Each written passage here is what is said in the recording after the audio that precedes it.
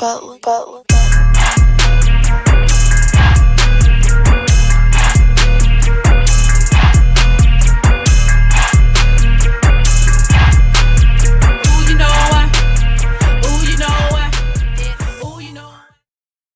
as you can see, I do have Mr. Andrew Wyatt here with us.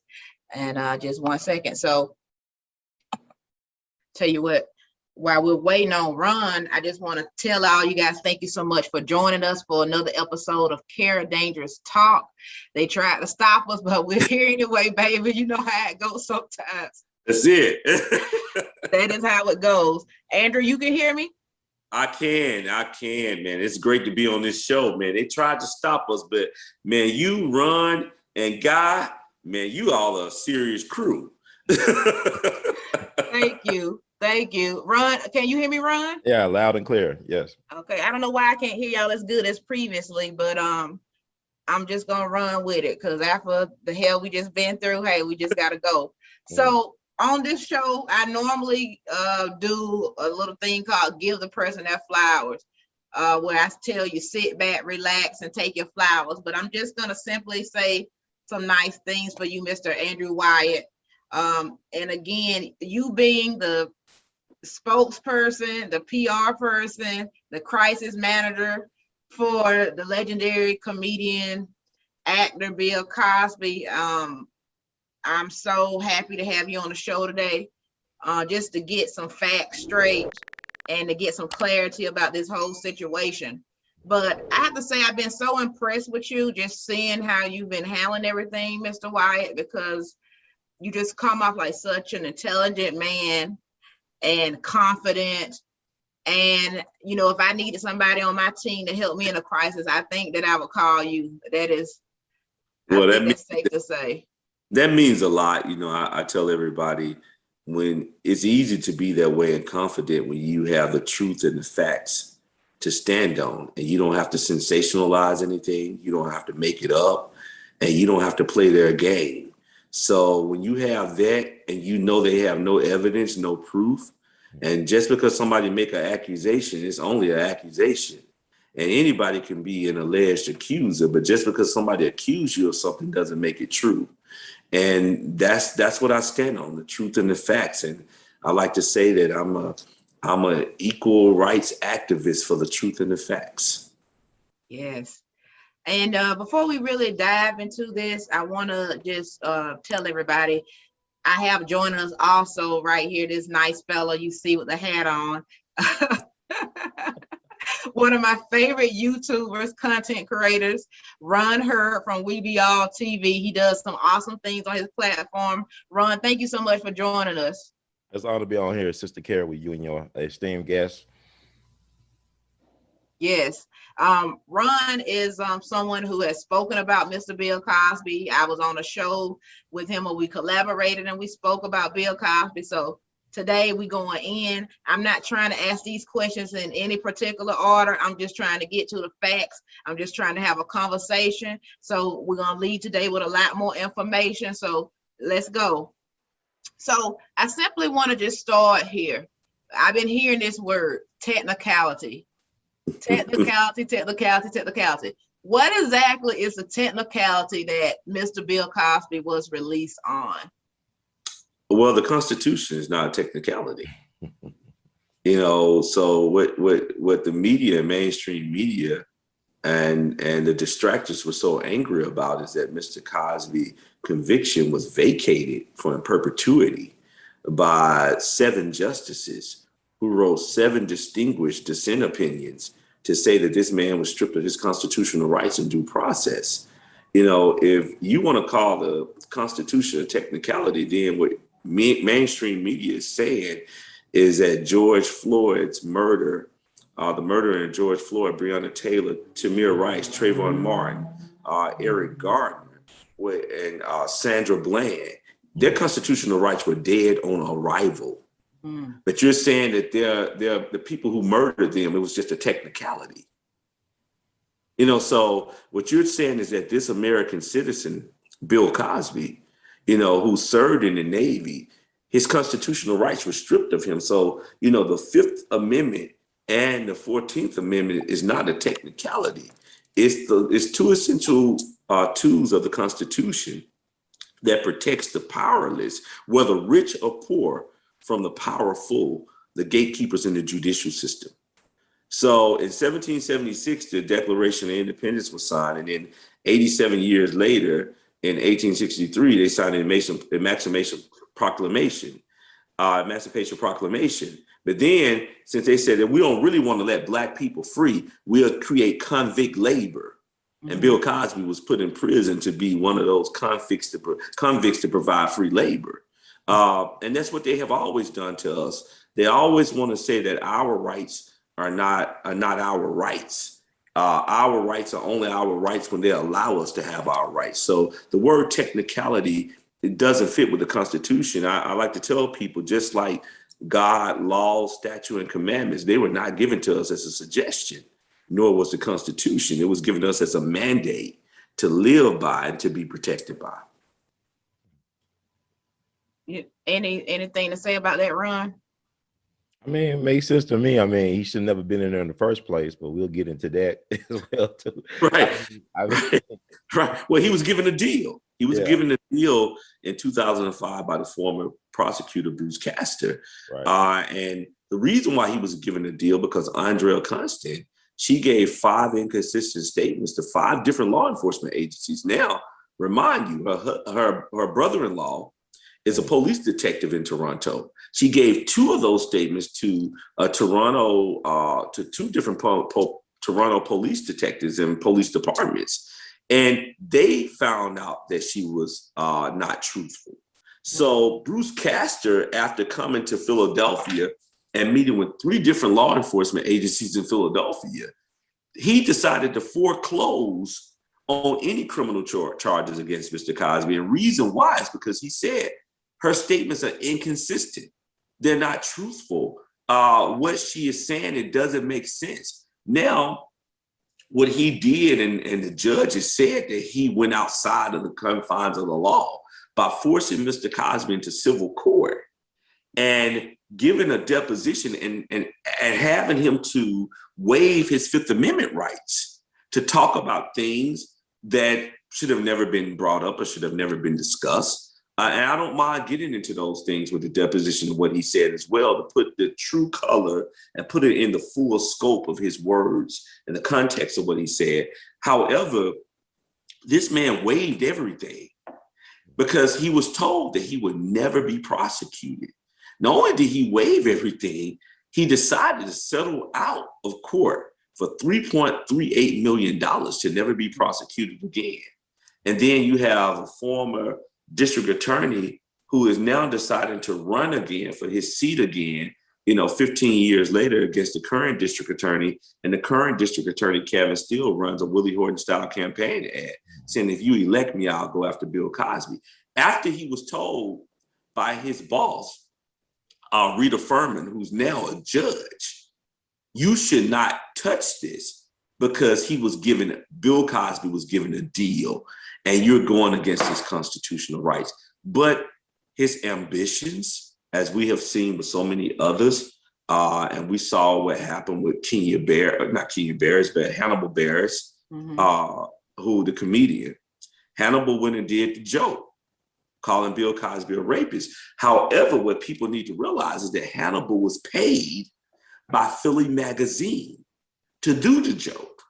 I was wondering that. Because it just came out of nowhere. Like, he did it twice. He did his first show. He did an early show, and it didn't catch.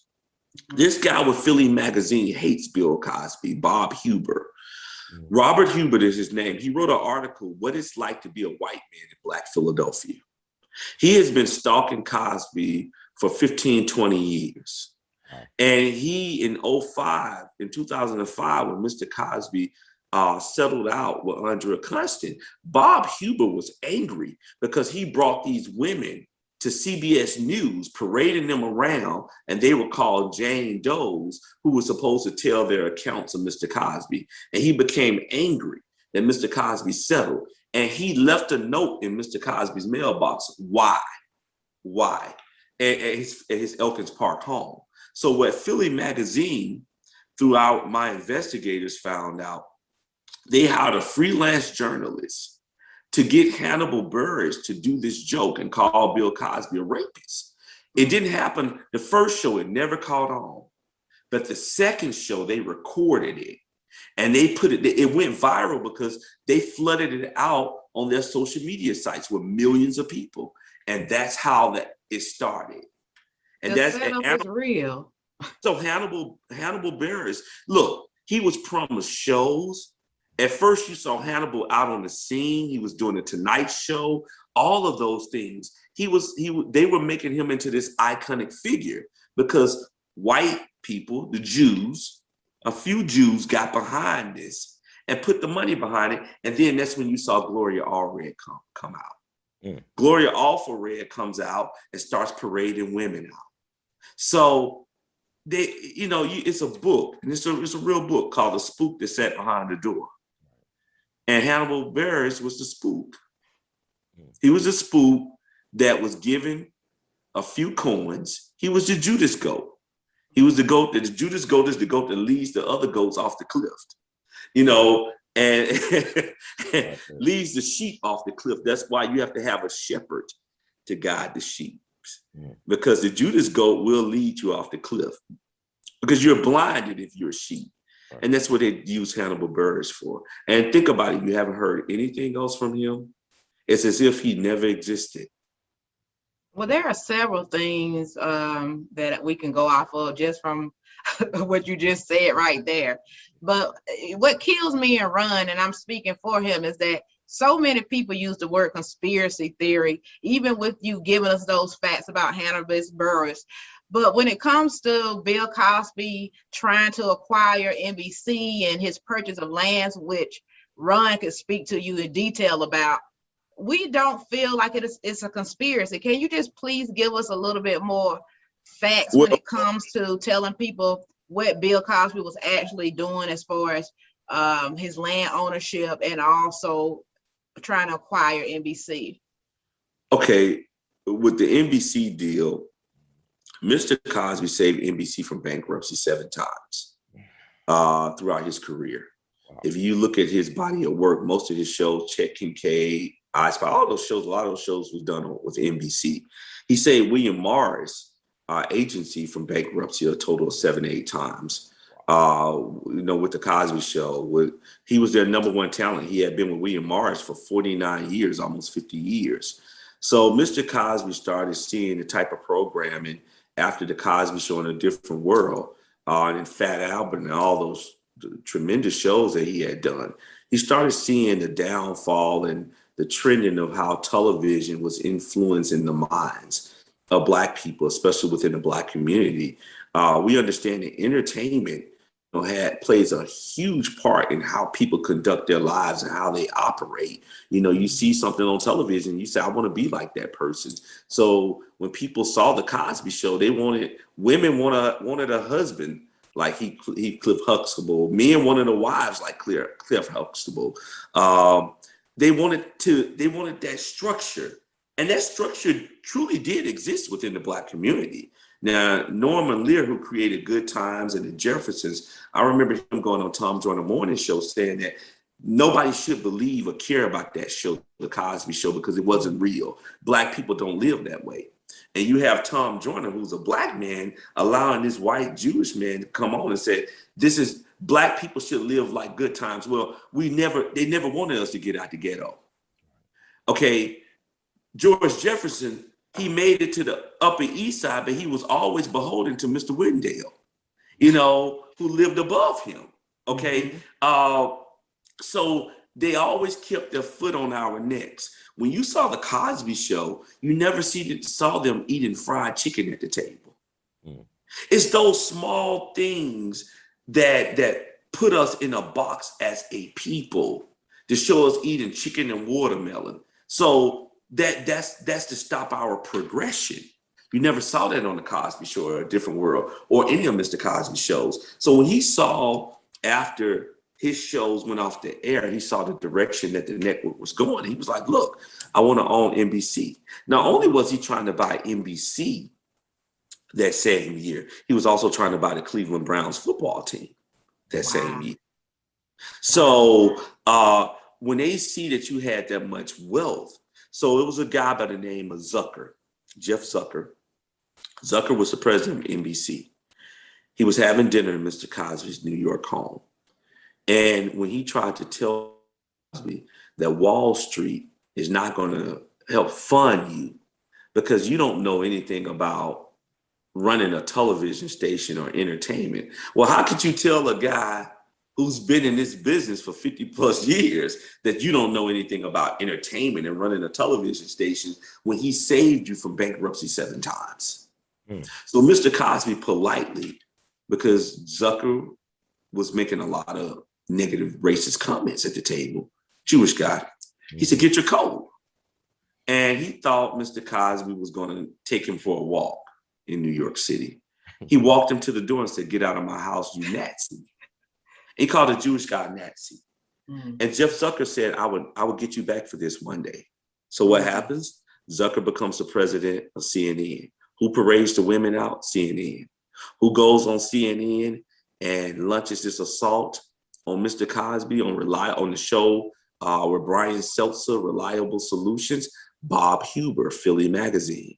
He tells the world, and he said to all of my friends, do not let Ferguson take Bill Cosby out of the news. Now, Ferguson was going on because of the killing, the murder of Mike Brown.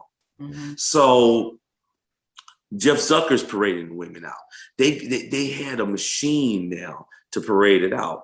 Also, prior to that, 2 years prior to the allegations coming out, Mr. and Mrs. Cosby they bought this property in the 70s in Western Massachusetts called Shelburne Falls. Kinder Morgan, an oil company, was trying to run a pipeline, a $450 million pipeline from North Carolina to their Massachusetts property, because there's a mineral on that property that flows the gas evenly through the pipeline. Mrs. Cosby, with the help of Governor Deval Patrick, the former governor of Massachusetts, waged a war against Kinder Morgan. You know, they have over 20,000 acres that they live on. Also, every year, Mrs. Cosby buys 5,000 acres of land and puts it into the Franklin Land Trust for conservation. She also was fighting Whole Foods and Walmart for fair wages for Black and brown people. Because she's an activist in that level. That's what she does. She's a producer and an activist. Also, aiding in that fight was Jane Fonda, who has land in that area as well. So when a Black woman and a Black man like Bill Cosby owns so much property, look, she owns all of her family land in Virginia and DC, where she grew up, at 15,000 acres, another 17,000 acres in Maryland. They owned a number of properties in Santa Monica, one of the largest African-American art collections in the world. You own a house on East 61st Street you haven't lived in 30 years, okay? Next door to Ashford and Simpson, Valerie Ashford, the group. Then the 71st Street house you own, you bought her, it was a French school. You bought her the entire school in 1984 for her birthday. It took you 4 years to gut it, okay? And it's on Millionaires Row that they still own. You have the house in Pacific Palisades next to Spielberg. The house has leather floors in it. You have the house in Elkins Park, Pennsylvania, where his mother cleaned for 20 years, and he bought it for his mother and said, this is the house that you clean. It kept clean. It's now yours. Okay. When you own your body of work, you know, you own all of your body of work. You're from your music to you name it. This is also as a Black man who that they were not allowed to be in Westminster Dog Show. He won Westminster Dog Show twice. He won it with his captain in the Navy, Captain Jean Heath, white woman. They had a groomer and they had a breeder. And since they wouldn't let Black people in, they called themselves the Black Watchers. He won with Awesome Blossom, the Lakeland Terrier. The Lakeland Terrier is a dog named after the Lakeland district in England. Because the terrain is so rough, they use those dogs to hunt foxes. And he also won with Harry the Dandy Denmark Terrier. A Black man wins Westminster Dog Show twice. Wow. So it's the history. It's also the history of a Black man, and like him and Mrs. Cosby, who, when Black people could not be hairstylists and wardrobe artists in the entertainment industry and makeup artists, they put $1 million in the 60s of their own money, and they paid to get them educated and certified to be hairstylists. When he saw a white man flip a car in I Spy, and they painted this white man down, Bill Cosby said, I got some guys in North Philly that can do that for $20. So he helped start the Black Stuntmen's Association with his stuntman, who's Calvin Brown, who lives in Las Vegas, who heads up the Stuntmen's Association now. So, it's not just about what they gave over $200 million to educate and elevate, not just Black and brown people, but white people also, not just men, but women, and probably majority women, because there's more women in college and universities than men are today. And even yesterday, not just the HBCUs, but public white institutions as well. It's the history. It's the history of a man on this list I have in front of me, Nixon's enemies list. You go to page 1. I want to go to the page for you. You got on this page right here, number 123 on the list is Carol Channing, actress. 124, Bill Cosby, actor. 125, Jane Fonda, actress. 126, Steve McQueen, actor. 127, Joe Namath, New York Giants businessman and actor, football player. 128, Paul Newman, actor. 129, Gregory Peck, actor. 130, Tony Randall, actor. 131, Barbara Streisand, actress. 132, Dick Gregory, comedian. Now, he was put on this list because he was refused to perform at the White House for Nixon. Now, this is a man who the FBI had all his shows canceled. His phones were tapped. So he was drugging and raping white women in the 60s and 70s, being watched by the FBI. That's what I can't get my head around, Mr. Wyatt, is a Black man being a big star in that time, and white women are afraid. And I just want to state this because I feel like a lot of people that head their own shows are afraid to say this, but I'm not. I just can't trust a word of white women just willy-nilly. And I don't care who feels crazy about that. You can write me hate message. I don't care. If you look at the history of Black people, we can't trust white women right off the bat. We have been accused of things all through our lives, generation to generation, by white women that not even true, and we get hung, lynched, beat for it. I mean, look at Emmett Till, the accuser, the white woman who said he whistled at her. She lied, and she's still alive, like never been brought to trial, nothing. Nobody, I mean, I don't feel comfortable just taking their word willy-nilly. And that's why I don't know why so many Black celebrities have turned their back on Mr. Bill Cosby, knowing that fact. I mean, I can guess why they would, but it's just unfortunate. I mean, at least show me, let's get through the trial, show me some hard evidence before you just throw Mr. Bill Cosby away. Because to me, Bill Cosby means so much to the Black community and just the community in whole. I mean, people want to say it's hypocritical of Mr. Cosby, but to me, he gave us such a good image for what we needed to try to attain as Black people. He gave us a different world. He said, after you leave the Cosby home, where your mother and father are successful and they teach you how to do well in school, you go to college, okay? You behave in college, you have your growing pains, and you learn how to deal with life and what's ahead of you. He was before Tyler Perry. He was giving Black actors jobs. People speak on Tyler Perry all the time, but Bill Cosby did it first. Look how many people he gave jobs.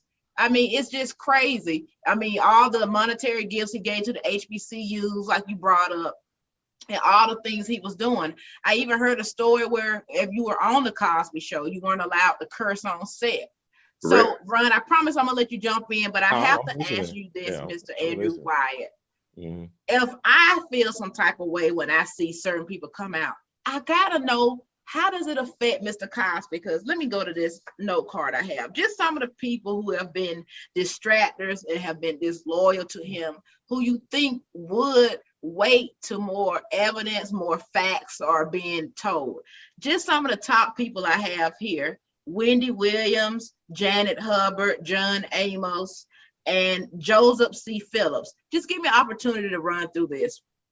Wendy Williams, I watch her quite a bit. She said that she doesn't want to watch anything concerning Mr. Cosby. She said that years ago when she was working radio or some job, she had to apologize to him over the phone for something. I forgot what it was, but she just said she heard rumors. She just couldn't stand them, don't want to see anything. Now we have Mr. John Amos from the show Good Times, who's also a figure in the Black community we respect because of his role as the father, okay? He said that it wasn't a surprise to him. He had heard rumors, you know. He said that Felicia Rashad walked up to him when he was on the Cosby Show and said, "Hey, we don't curse here. That's not what we do on this set for this show." And he said that he felt like he kidnapped the baby. Okay, whatever. And we have Janet Hubbard, who played the Black Aunt Viv on Fresh Prince. She came out and she said, "Oh, come on, Felicia Rashad," or something to that, when Felicia tried to support Mr. Cosby. I'm only bringing this up because, especially in her case, she was blacklisted pretty much from this industry herself off of the word of one of her peers who has more influence than her, who was more powerful than her, Will Smith, and even Alfonso Ribeiro. So I felt like out of everybody, she said she heard rumors, but you would think Miss Janet Hubbard would at least wait to hear all the facts, make sure she got all her information right, because you would think a person who has also been blackballed off of word of somebody with more influence would understand that this can happen to somebody else as well. Okay. And I just want to bring up about, I just want to know, how do you feel when you hear these stories? Because Joseph C. Phillips, he played Denise's husband on the Cosbys. Okay. He goes out, and to me, he was disloyal to Bill Cosby. He said, of course, Bill Cosby is guilty. I'm sorry just to be rambling on, but how does that make Mr. Cosby feel when he hears some of his peers? One word, Mr. Cosby's, when we discuss those people, there's one word, and it's called evolution. Mm-hmm. Their careers never evolved into anything. So in order to get their careers to evolve, now you invoke something about Bill Cosby to make white people give you opportunities now. Okay, it's what we saw with Hannibal. It's all about, well, if I join the conversation in the lynch mob, I'll get to work again. What have we seen John Amos really do? What have we seen all of those people, Joseph C. Phillips, what is he doing now? I remember when the allegations started, Jill Scott called, and she calls Mr. Cosby her dad. Mm-hmm. And I remember this. She's trying to, he helped her get her honorary doctorate from Temple. And she started supporting him, and they started canceling her concerts. Mm. And he sent a message through me to her. He said, look, tell her, don't get out here and defend me. Do what she needs to do to keep working. Same thing with Whoopi Goldberg. When she was defending him heavily on The View, especially when Beverly Johnson came out and claims that, Mr. Cosby gave her the coffee, and she looked at him and said, cursed him out and dropped the cup, and he dragged her down the steps and threw her in the cab, and she was throwing up in the cab, and nobody took a picture now. This is Beverly Johnson. Mm-hmm. Now, all of this happening in the cab, and she went into her home and slept for 3 days, and no one checked on her. It's Whoopi defended him, and ABC News president sent their legal analysts and to correct Whoopi and say, if you don't correct yourself, you will be off of The View.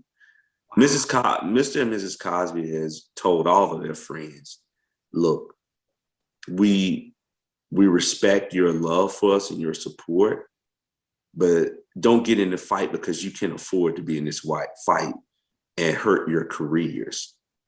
And the people you mentioned, these are people who are trying to resurrect their name off of Bill Cosby. Every time now, when a comedian or somebody has a new project coming out, they invoke Bill Cosby.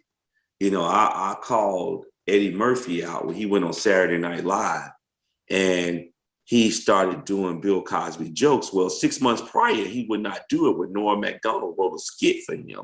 He said, I'm not going to kick a man when he's down. What changed? What changed? You know why it changed? Because Chris Rock, Eddie Murphy, Dave Chappelle, you had $1 billion of Netflix money standing on that stage. And they had to. We will always respect Kevin Hart because when I saw Kevin at the Comedy Club Start On in Birmingham, Alabama, he was filming his Comedy Central special. Faison Love walked him out and Faison said, man, this Cosby's guy, Cosby he represents Cosby. Kevin was like, man, that's my dude, man. We from Philly. I would never say nothing about him because he said, man, what he did, we know what this is all about. Mm-hmm. Faison has been out there on the warpath, okay? Right. On the warpath. Mm-hmm. And a lot of other comedians have been, look, Sinbad, he loved Sinbad. He made Sinbad the warm-up guy for the Cosby Show. Right. Then Sinbad became the guy who got on a different world. It was this white man, and Sinbad tells a joke. This producer was giving Sinbad hell, just disrespectful to him. And Sinbad saw Mr. Cosby walk in with his cigar in his mouth, and he had his valet guy holding his briefcase. And he said, hey, man, I'm funny. And Bill Cosby said, I know you are. Do your thing. And Mr. Cosby walked out and heard the laughter of the audience with no cursing, no profanity, none of that stuff. Mm-hmm. Just naturally funny. And that's what, I guess there's a code, and I know there's a code amongst comics. Comics respect each other. They don't put out the dirty laundry of other comics. There was that code that the Richard Pryors and the Red Foxes and Nipsey Russells and all the great ones had, the Dick Gregory's, man. It was a code.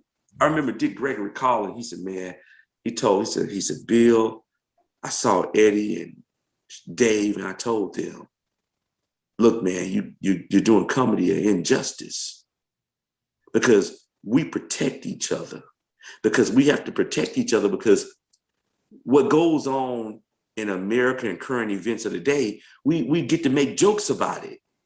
Mm-hmm. That's why we protect each other. We never kick another comic. And we understand what that's all about, Kara and Ron. It's about money. It's about getting the availability to work. See, when the phone stops ringing for those people you mentioned, mm-hmm. they have to find ways to bring Mr. Cosby up. Same way with Chris Rock. Shame on Dave Chappelle. You Dave Chappelle. Okay, Dave, when you walked away from Comedy Central, Bill Cosby got on the phone with you and gave you advice on how to handle the situation. Mm. And when you made your comeback and you went to Radio City Music Hall with the Roots, Mr. Cosby congratulated you for making your comeback and selling out 5 shows. And you don't take the time because, see, here's how it works. When you got William Morris that's controlled by R.E. Emanuel, the brother of Rahm Emanuel, the chief of staff to Obama, and he now owns William Morris. And Ari and Bill Cosby walks away from William Morris after 49 years and goes to CAA, where Ari left and took Oprah with him. Okay, and now we got a new TV show coming out, February 2015, where Diane Carroll was going to play Mr. Cosby's wife, and they were going to have one daughter left in the house, and the production company was Sony Pictures, and it was going to be on NBC. See, when you have all of the dirt, Mr. Cosby sat down with Oprah almost 20 years ago, him and Mrs. Cosby, and talked about their personal lives and the infidelity. But that was between a husband and a wife. Okay, there's no law, no rule that say that I have to air my dirty laundry out to the public. A husband and wife dealt with it. They discussed it. And they also sat on the Oprah show. But this is the same man who Oprah and Stedman used to go stay at their Massachusetts property. That's the same property where Miles Davis and Cicely Tyson got married, and the wedding was officiated by Ambassador Andrew Young. That's right. Okay. So this is the same man that told Oprah on how to manage her money. But where are you, Oprah?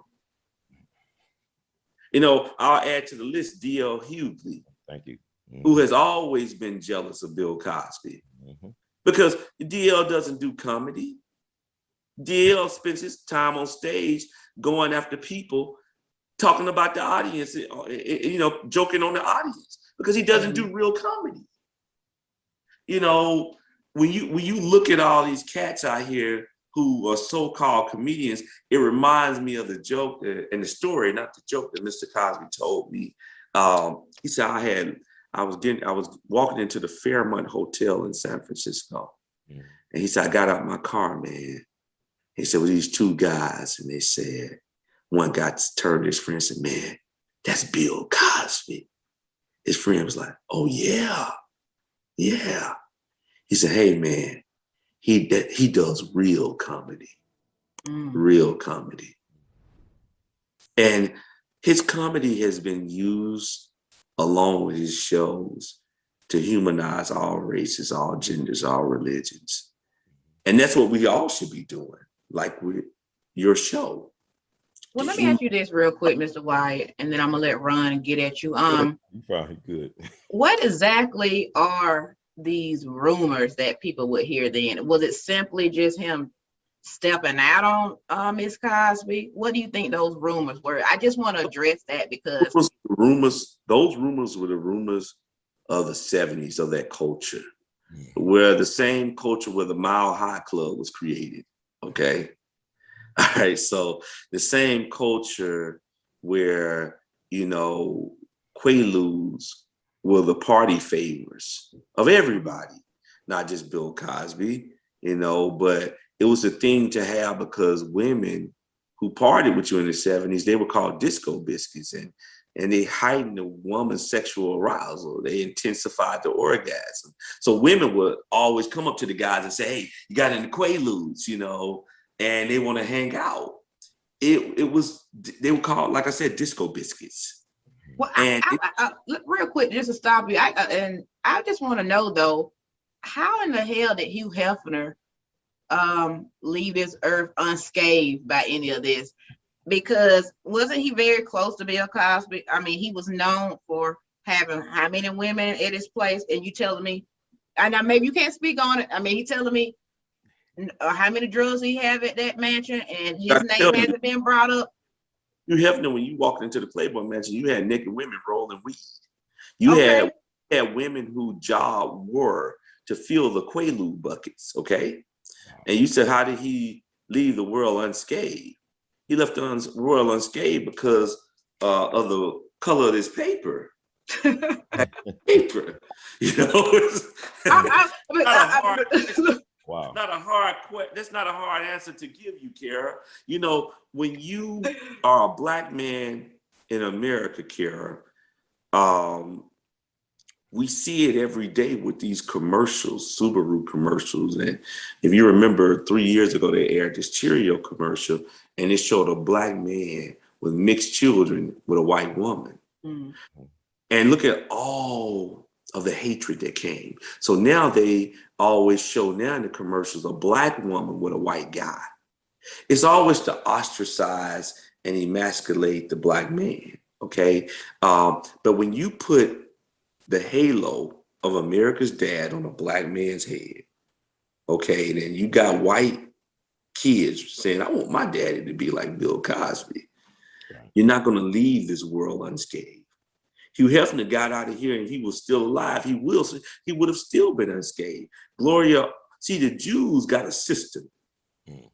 And people always want to talk about the Italian mafia, but they forget about the Jewish mafia that was started by Bugsy Siegel, who started it, all the nightlife in Vegas, the casinos. Okay, but see, the Jewish mob, the Italian mob had the local police on payroll, the garbage collectors on payroll, the small businesses were paying them. But the Jews had something different. They had the FBI. I'm telling you, every time you say Jew, I'm like, I hope I get to have another show. Like, No, that's well, how, that's you. that's Hey, how powerful that shit I'm is. going to say this: all okay. Jews are not bad, Okay. but and I don't have anything against any group, I'm just but keeping it real. those Yeah, I hear you. those are those Jews out here, those white people out here that have a formula to come after us. If you look at Gloria Allred, she never came after Weinstein. Mm.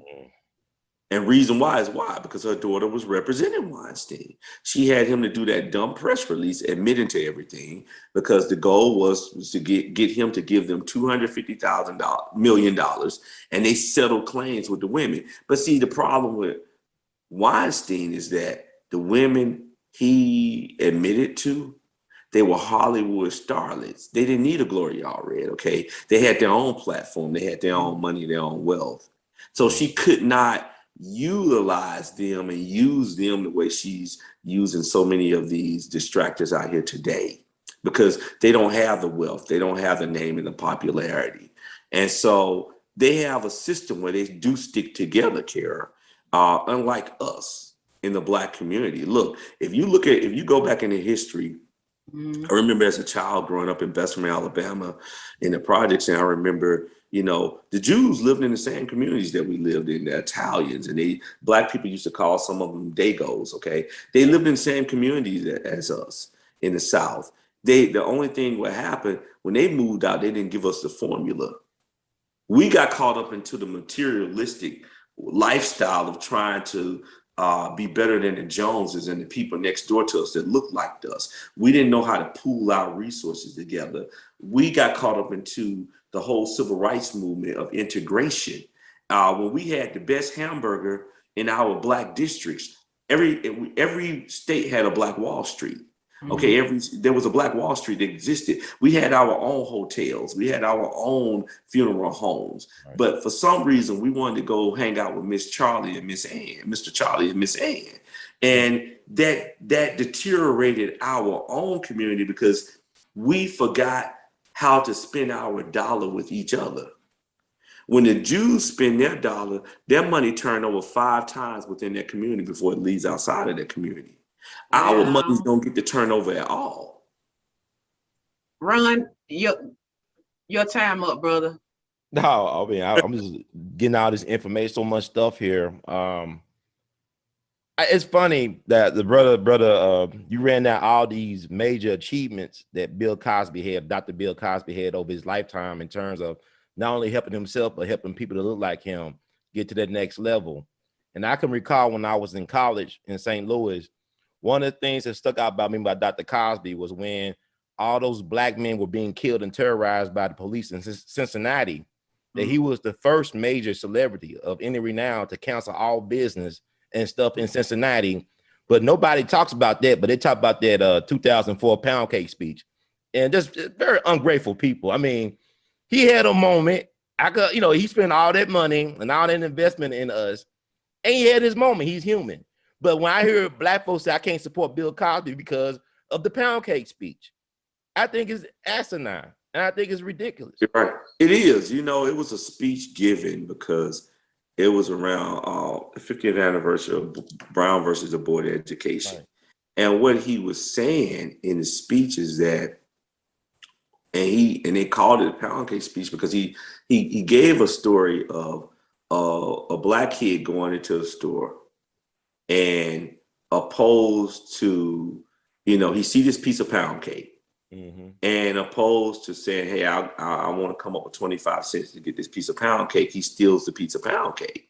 Mm-hmm. And what he was saying is that if you're not on the corner and you're not hanging out on the corner, and if you had self-pride and take pride in yourself, you can't be framed, because if you're in the picture, you can always be framed of something. And basically he was saying to Black people, don't put yourselves in the picture. Don't put yourselves in those situations to be framed, and white people, especially the Washington Post, heard that speech and they labeled it the pound cake speech. Right. And they said, okay, he's trying to be this moralist. and he's trying to talk down to black people, and black people fed into that rhetoric. He wasn't talking down to us. Look, when you go into the prisons, which I have, you don't see these guys hanging with their pants hanging down, okay? Because your pants hanging down in prison sends a different message about what you want, and from a sexual standpoint. And all we're saying is that, look, you see a guy, man, I see it every day, and they're trying to run from the police, but pull their pants up and they're tripping and falling. Right. And so, it's those things of saying, look at what type of people we are. We are great people. Our blackness make us great. You take any professional team, for example, you take the colors of any professional team. You could say, hey, man, the Memphis Grizzlies, what are their colors? Blue, yeah. And right, so you got their colors, right? So you take a baseball cap from the Memphis Grizzlies. You can find a Memphis Grizzly red baseball cap, a purple baseball cap, because why?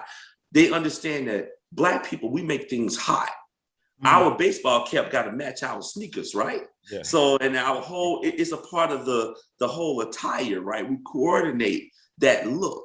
So now teams say, well, forget our colors. We'll make our team colors in anything now because we know black people are going to make us hot because we are a great people. And that's what he was saying in his speech. We are a great people. We don't have to limit ourselves. Right. And also, I was with this. Now, I didn't agree with nobody getting killed over a piece of pound cake. I'm thinking about Latasha Harlins, who actually did pay for that orange juice, and then when they shot her. But my problem with that is that the community knew about the reputation of that woman pointing guns at black children. How can you allow this woman or her organization to operate like that? It's like for example, we go to Cosby. Nobody is talking about Dr. Larry Nassar, the Olympic medic coach, who's been for years protected by institutions molesting girls. These were not women, these were young, these were girls. And Simone Biles was the last victim that was still active. But yet you got all this evidence and all these institutions covering even the FBI. It was an FBI agent that covered up the abuses of Dr. Larry Nassar for the institutions that supposed to be protecting the best interests of Simone Biles. But when has this country ever protected black women, black bodies, or anything like that? And my problem is Dr. Bill Cosby got in jail over hearsay, over innuendo, no concrete evidence, but you had concrete evidence collected by institutions protecting their own self-interest. I gotta ask you, brother, is Dr. Bill Cosby related to Emmett Till? You said what? Is he related to Emmett Till? He should be his cousin. I heard that. I was asking what they related. I heard somebody say they were cousins. No, they're not related. Mr. Cosby has family from Mississippi, but they're not. But they are related in the lynching of Bill Cosby because he was lynched the same way Emmett Till was lynched. And as you so described, Central Park 5. Look at what happened to those guys. Look at Duke lacrosse team. Look what happens to those guys. No evidence of proof or anything. It's always the sheer volume of what a white woman says. Because white women, what America has said to us is that white women don't lie. And you have the young lady, the black lady who created the Me Too movement. Yeah. That movement was hijacked from her because they said, no, we can't put your face out here. You don't look presentable. So they made it the Becky movement. Okay. Right. It became it's not the Me Too, it's Becky. It's #Becky movement. And Becky has always been able to take down our black men because Becky never lies. It's not only that they don't lie, but white women are supposed to be protected because they're soft, they're flowers. And that goes on to another thing about, well, we don't have to go there about black women being hard and whatnot, but white women have always been protected. They're the woman of this country. Like white women are the most protected group. Think about it. Michael Metz said black women are the least protected. white women are protected. Their word is taken first when it comes to opportunity on jobs. When corporations say that they're all for inclusion and diversity, it's always the white woman who gets the position first. Then the black woman can be ushered in. So it's not just about them lying. It's about them just being protected. I'm surprised that they even get killed in horror flicks because they always been protected. And I'm not going to shy away from saying this because it's the truth. And I'm going to stand on any truth because God gave me that right. That's my God-given right. It is the truth. You go take a black woman and put her in a park. Let's just say Central Park, and you put a white woman in Central Park. Put them on the opposite ends of the park. And you have a black woman there just crying. And people are just going to keep walking. But the white woman, now she does the same exact thing. Everybody's going to stop, including black people. Can I help you, dear? Because we have been programmed. To say white is protected. White should always be safe. Yeah. Since when has America cared about black women? I said it even in relationship to R.Kelly. I said, no, look, this is a man who was found not guilty almost 15 plus years ago by jurors not of his peers, okay? Yeah. Not of his peers. But when you start making noise about owning the rights to who you are in your publishing, they have things on you. When you make a song, I Believe I Can Fly, and it becomes a national anthem, they come after you. We saw it happen with Prince. We saw it happen with Michael Jackson. When Michael was okay until he obtained the Beatles' body of work. Mm-hmm. Yeah. Then we got to bring boys out against him. They understand Kara and Ron because history has always shown us whenever it's about taking down somebody black, they bring sex into it. Yeah. It's always about sex with us. It's not about us robbing anything or stealing. If they really want to take us down, it's about sex. It could be sex with boys, girls, a dog, a cow. It's just sex. Because they have labeled us black men as the brutal black buck. Yeah. That's how they see us. We have always been, black women have always been looked at by white men as sexual objects. Mm-hmm. That's how they see them, their blackness, as something sexual. Same thing with black men. We had one white woman sit at the second trial, Janice Baker Kinney, and this is her testimony. She said, I've done every drug known to man. LSD. I can't say that Bill Cosby gave me drugs. I think I probably compartmentalized it, but it came to light when I started seeing the parade of women coming out against him. She said, but me and my girlfriend, we always searched out and seeked out the black buck, the big black man. That's what she called Mr. Cosby. Like that. We love the big black man. Yeah, me sex. Too. It's always been about sex with us. And you go look at To Kill a Mockingbird. Thomas Robertson, the white woman, he helped her move some furniture, but sex. And we have to be careful. We have to be careful with the agenda out here today. I'm not saying all white people are bad. I'm not saying that because we got a lot of bad black actors out here too. Who you read the list of, who we have seen that would take down their own just for a few coins. But we have to be careful. But we all know that if you have a fruit basket getting old, if I put a rotten piece of fruit in the middle, the other fruit is going to become rotten too. So when people say that a couple of rotten fruit, it does matter. But I have to say this, and I want you to know it's coming from a place of respect, even if it doesn't sound like it, because this has been a question that's been in my mind from the very beginning. I know you can tell that I have so much respect for Mr. Cosby, and out of that respect, I just have to know, after everything he's done for the black community, after everything he's given just to charities and how he just wanted us to see such a good image.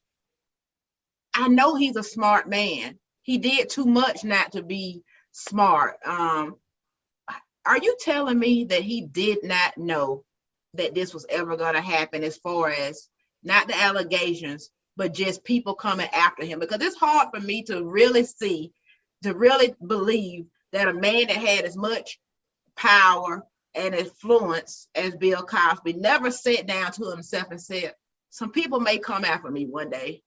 Because in our history, that's what happens to our Black leaders. Did he ever think that something like this would happen? We had that conversation. Mm-hmm. We did. And it was a very interesting conversation, okay? And the conversation happened in 2010 when I started working with Mr. Cosby. And I'll never forget, he was about to do the commencement speech for Miles College in Birmingham, Alabama. And he asked the person running the venue, the BJCC Arena, he said, pull a sofa, put that sofa, it was a sofa on the other side of the room. He said, put that in front of my sofa. And I need to have a conversation with Andrew. And he sat me down and he said, look, you're now tied to Bill Cosby. And he said, I need you to be careful of one thing and one thing only. I was like, what? He said, white women. He said, Andrew, he said, throughout my career, he said, when I got started, there were no Black people as agents. He said, it was only Jewish people as agents, Jewish guys. He said, there was no Black PR people. He said, so those are the people, he said, the shows, all your TV shows and your radio shows were controlled by white people. And he said, so what they would do, they would put you in a room. He said, you had no Black women in those circles. They were only the white women in those circles. And he said, you know, you take a guy from North Philly who left, came out of Richard Allen Projects, and you leave your community. And he said, when you go off to Hollywood, you come back, and all of the people you grew up with, they're strung out on drugs now. And they got needles hanging out of their arms and all kinds of stuff. And you see the devastation. He said, but you get into that whole society of, they build you up. They build you up to be this person because they see the money that you can make for them. And they provide you with this amazing life that, you know, $24 a week is a lot of money when you could not come up with $30 to pay your monthly rent and your stuff is being sat on the side of the street. So you're making $24 a week, $30 a week, and you tell your mother, I'm going to retire you now. You will not clean up any more houses. Saves a lot, $30 a week now. And so he told me these stories, and he said, I knew they were coming. I just didn't know when, but I knew they were coming. And he prepared himself for this. And I remember him telling me the story about Nelson Mandela, and Mandela invited him and his family to South Africa when Ennis was murdered. And when they came off of the plane, Mandela had the family feet washed. And Nelson Mandela and him went to Robben Island and sat in that jail cell. And Nelson told him, you live long enough, Bill, they're going to come after you. If you live long enough. James Baldwin, his friend, told him, if you stick around long enough, they're going to come after you. It's always about the price of the ticket, okay? And there's always a price to that ticket. And we have to always remember that. You know, no matter what we do and how we evolve in our lives, how your show evolved, there's a price to that ticket. You know, because we have to purchase that ticket from somebody, but we don't know how they came about that ticket. Okay. So we're purchasing this ticket and other people are purchasing that ticket. So this ticket is changing hands all the time. And we have to always remember that as that ticket changes hand, it touched somebody's hands who might not really care for us. Somebody's hand who might have said, well, I don't like that he slipped or she slipped through the cracks. Okay. But it's the price of the ticket. And knowing that it can one day come around. Look, we all have something in our closet. And if somebody take a white glove right now and a flashlight, they will find something, because none of us can stand a good investigation. None of us. So, and Mr. Cosby understood that and knew that. So you prepare yourself for those things. You don't get this far in life. Granted, hey, I get it. I'm not saying it's right, Kara or Ron. I'm not saying it's right to step outside of your marriage. I'm not justifying it. But hey, if you really go to the scriptures and you read the Torah and you read the Old Testament, if people don't understand it, the 5 books of Moses, it never said that a man said that he was being an adulterer unless he was having relationships with a woman who was married. It called him as being a fornicator. Okay, there's a big difference. It said that when a woman, the scriptures talk about when a woman step out and she's married, that's adultery. Okay, so we have to understand our history also. They know the history because they stole the Torah from us. Mm-hmm. All right, that's our history. Well, I'm sorry.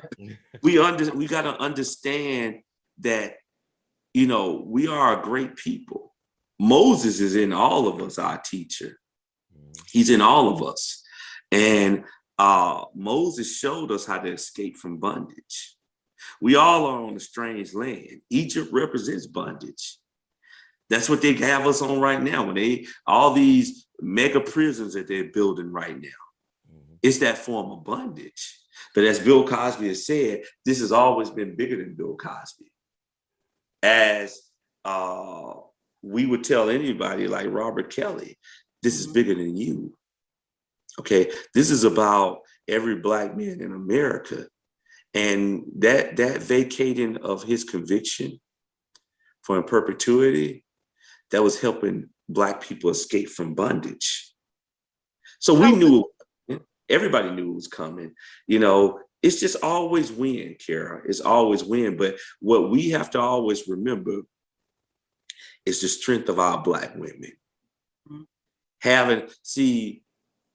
It's always a good thing when you have a Black woman who don't pull up the tracks on you. See, when they pull up the tracks, your support is gone because the train can't move without the tracks. And that's our Black women.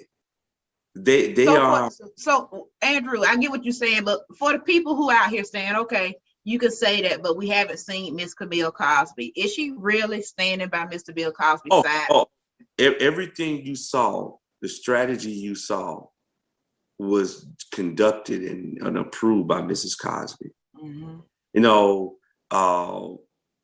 This woman refused, this Black woman, this woman who's an American citizen, refused to take any work.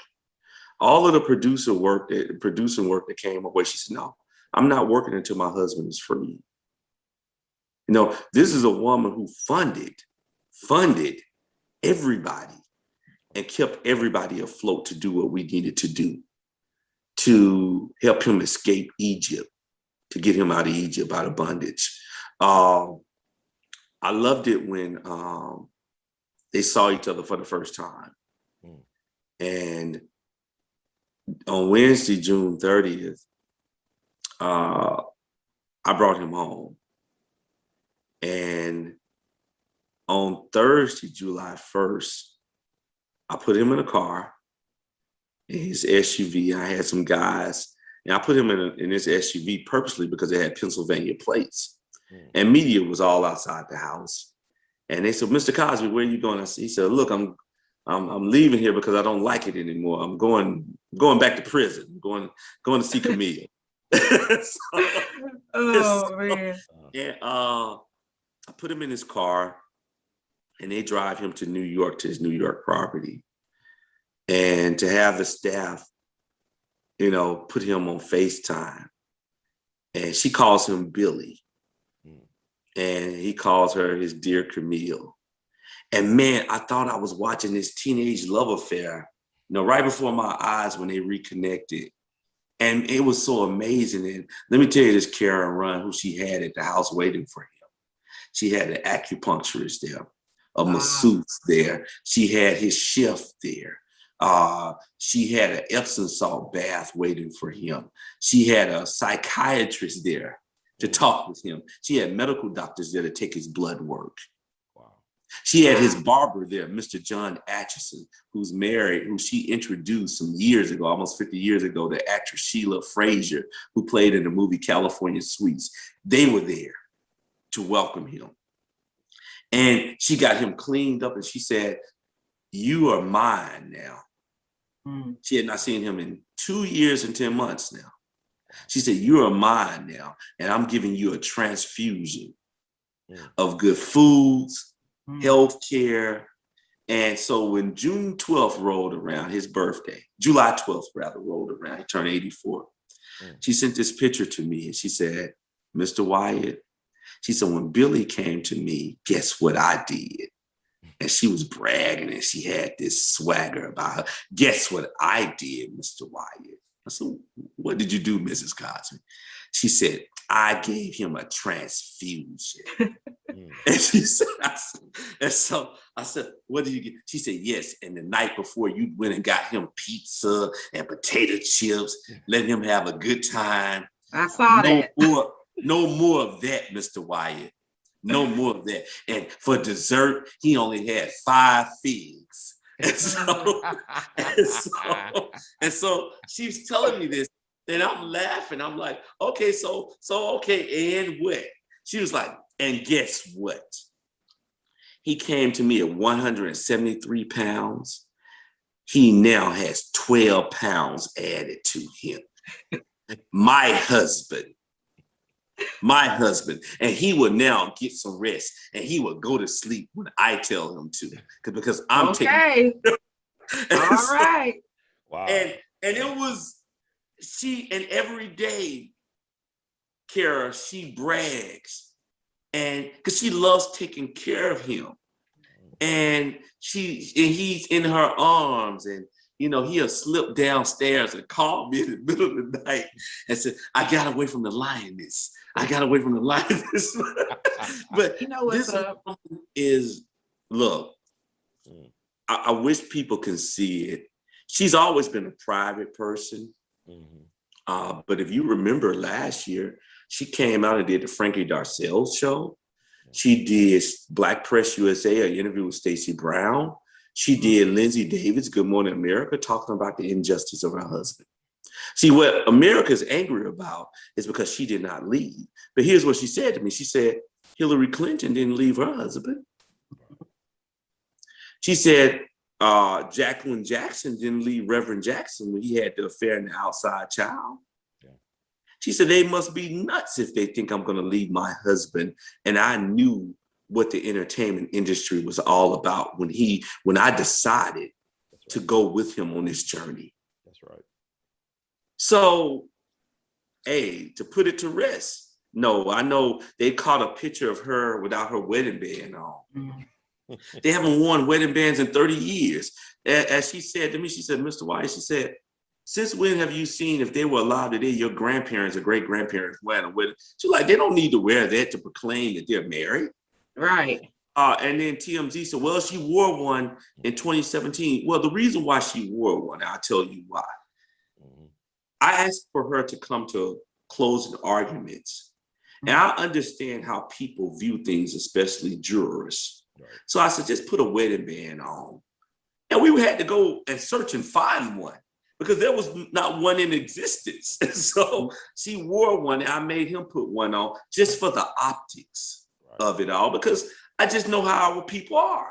I know how just human beings are in general. And they would say, oh, she's not wearing her wedding band. They would read more into it. So they haven't worn those things, but I can tell you right now, they're at the Massachusetts property. His granddaughter flew in from Northern California. Her mother passed away before 3 months before our second trial in Cosby. She flew in. The other two grandchildren, his grandson and granddaughter, are flying in. Evan Cosby's kids are flying in. All of the family, Mrs. Cosby's brother and her brothers and her sister have flown in. Mr. Cosby's brother is in. They're all in Massachusetts celebrating. Ron, get your question in. I know you had something to ask. Oh, I asked him, like, what was this? Who decided not to visit? Like, Mrs. Cosby did not see him in prison, correct, at all for those 2 years and 10 months? Right. They made a decision, Ron, before he went in. Mm-hmm. He started preparing himself. He started giving up certain foods. Okay. He started giving up breads, desserts, a lot of the things that he liked. He was mentally preparing himself to go into prison. He kept saying to me, he said, Andrew, when they sentence me, this judge is going to put me in the iron box. He knew it. And so when he left home that day to go to sentencing, he knew he wasn't coming back. Wow. And he told Mrs. Cosby, he said, look, now I want to remind people, he was not sentenced to prison for a sex crime. He was sentenced to prison for 3 counts of indecent aggravated assault. That's for digital penetration, fingering a woman, that's what he was sent to prison for. But he knew he wasn't going to see her. But they made this agreement. And he was in the Navy for 4 years. And he said, dear, when you go off to war, they don't ship your family in to visit with you because that takes away your mental fortitude and mental strength. Mm-hmm. He said, so I don't want to see you or my children seeing me with a number NN 7687, N-word 7687. Mm-hmm. Who gives a person that type of number? That's a hard number to put the 2 double N's next to it. But they made an agreement. He said, I don't want to see my children. I don't want to see friends. He said, my only visitor would be Andrew, because Andrew will keep my legacy alive. And Andrew's role, which I told them, my goal, since I already knew, was to humanize him. And the same thing when I had a meeting with R.Kelly's team and they talked to me, I said, look, you got to have someone to humanize the individual and to tell the story. Yeah. And I want to keep telling his story. And he made me promise that when I would visit him, I would take care of the correctional officers. The same way we took care of the sheriffs. And when we were at trial, whenever we went out for lunch, we bought lunch for everybody. And he said, when you come to the prison, bring Kurt cakes, desserts, cheesesteaks. Take care of these people. He said, because they're just here to do a job. And we did that. No special favors. But I also was there whenever the prison did something unjust. I had a platform to call them out. That helped him that would help keep him safe. Then I also went and met with Minister Farrakhan, who said, he said, what my brother Bill did for us to help fund us and rent the buses for the Million Man March, we want nothing from him. He's done enough. Mm-hmm. All of those things. And when he walked into prison, one of the inmates, Anthony Sutton, who's been in there for 34 years, he created a Man Up program. His son has been in there with him for 12 years, 10 or 12 years. And Anthony, he said, when he walked in, he said he didn't walk in as Bill Cosby. He walked in as William H. Cosby Jr. And he said he was no longer a celebrity. He was one of us. And he asked to be put in general population. Now, this is a blind man who cannot see you and I. Right. He asked to be put in general population because he said to the guys, he said, I'm one of you now. We all have dirty laundry together. And you know what we're going to do? We're going to start cleaning it up. And he said, Andrew, all the guys and women that I was trying to reach on the outside, God wanted me to be here because I got a captive audience. And that was the beauty of it, man. Right. So he was given this 2-year, 10-month unwanted, unjust vacation. Mm-hmm. And man, he had a ball. What was his difficulties with dealing with his vision, being in prison and not having help? And let me tell you what they did. They provided CPS workers for him to wheel him around in a wheelchair. And Anthony Sutton, Anthony is like a king at that prison. Mm-hmm. This is one of the worst prisons, or the worst prisons in the state of Pennsylvania. It used to be Graterford. Now it's called SCI Phoenix. And when you walk through the door, there's a phoenix rising from the ashes, a mural. Mm-hmm.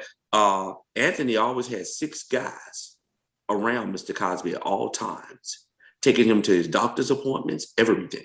Wow. And he didn't have a cellmate.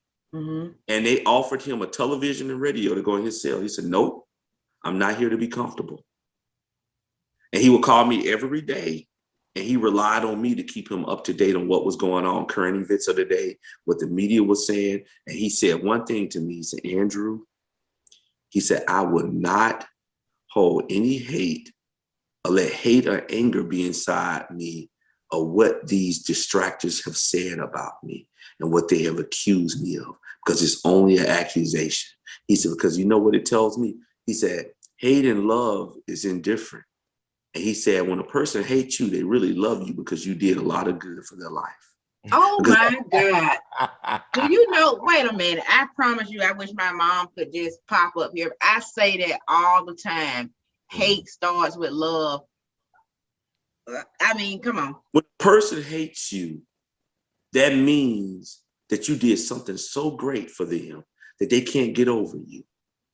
Because if they really, really, truly despise you, you wouldn't come into their thoughts. They wouldn't even think about doing anything negative to you against you. They can move on with their lives.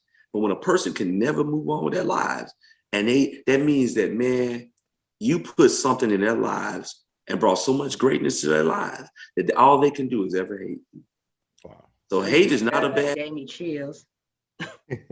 Ron, get you a question in there, because I got a big one after this.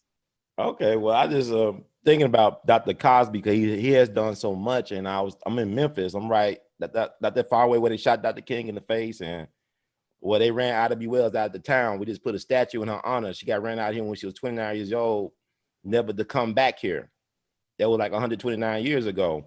And the thing about it is, go back to what Sister Carol was saying. She said black women are the least protected. Black men are the least protected group in America, period. It's black men, because the reason why she was ran out of here, because her best friend, who she was the godmother to his daughter, was killed for being a successful black businessman, Thomas Moss. See, a lot of the lynching victims were successful black business people. It's like Dr. Bill Cosby is a successful black business person. That's why they killed him. That's why they killed Michael Jackson and Prince and Otis Redding and Sam Cooke, all those guys, you know. But the thing about it is that Dr. Bill Cosby, I remember looking on HBO some years ago, he helped produce a documentary about Tulsa, about Black Wall Street, that he doesn't get any credit for. You know, he did that years ago. He was always about telling us about who we were in our culture and where we stood. But I noticed that the people that tend to love us and serve us, we have the least respect for. Like the Ida B. Wells, is like the Dr. Bill Cosby. The people they put their neck out for us, we don't really respect or honor. But I think it does with us not loving ourselves enough or knowing who we really are. And you said it's a lack of love and appreciation for who and what we are as a people. Mm-hmm. And when you don't know, as you just went down memory lane, about the history and about Ida B. Wells and MLK and all those people. See, here's what they did not do. You know, when you kill someone or try to kill them, it's because you're trying to defend yourself. Mm-hmm. These people were not trying to defend themselves. They were trying to murder somebody because there was no self-defense needed. Because, you know, these people, as I said, Bill Cosby is Black Wall Street. And you mentioned Black Wall Street. Mrs. Cosby recommended me, and today I'm the executive producer of a new film called Heroes of Black Wall Street, along with Danny Glover is involved with it. And Mrs. Cosby's former producer partner, Judith Rutherford James, a white woman, brought this screenplay to me, written by a Black man, Frederick Williams, who's also, he wrote the book Bayard and Martin, he's out of San Antonio, Texas. And he also wrote the book The Burning of Greenwood, the Tulsa, Oklahoma riots of 1921. Fred is also writing the book that Mr. Cosby and I are doing, my book, and we're doing together, we're writing a book. But he is Black Wall Street. That's what he was trying to show us. J.B. Stratford was the richest man on Black Wall Street. J.B. Stratford had the Stratford Hotel. J.B. Stratford, great-granddaughter, Laurel Stratford, is a consultant on our project. His great-grandson, believe it or not, is this guy, John Rogers. John Rogers, look him up. He's the CEO, co-CEO of Ariel Investment with Melanie Hobson, who's married to George Lucas. He's a billionaire. Wow. That's J.B. Stratford's great-grandson, Black Wall Street. See, the stories, and this guy, John Rogers, is the same guy that Obama used his office for the 2008 transition team. And he's the same guy raising all the money for Obama's library, presidential library. See, it's all our history. That's why I said we're great. But see, it's this show today is that brought Ida B. Wells back.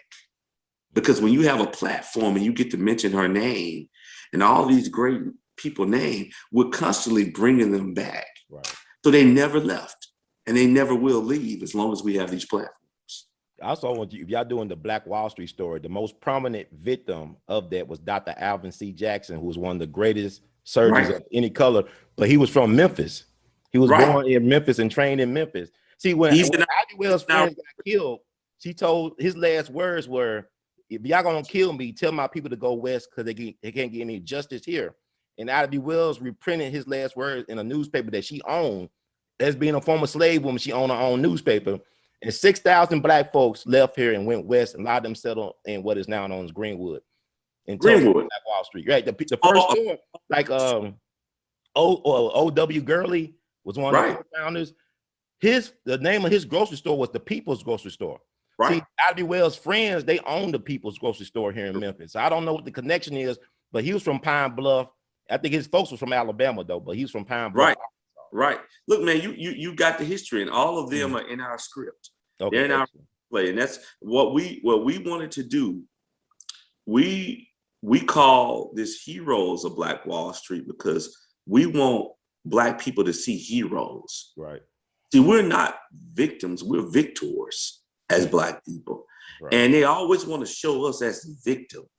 You know, you look at Judas the Black Messiah. We could do all these great things, but they got to kill us off at the end.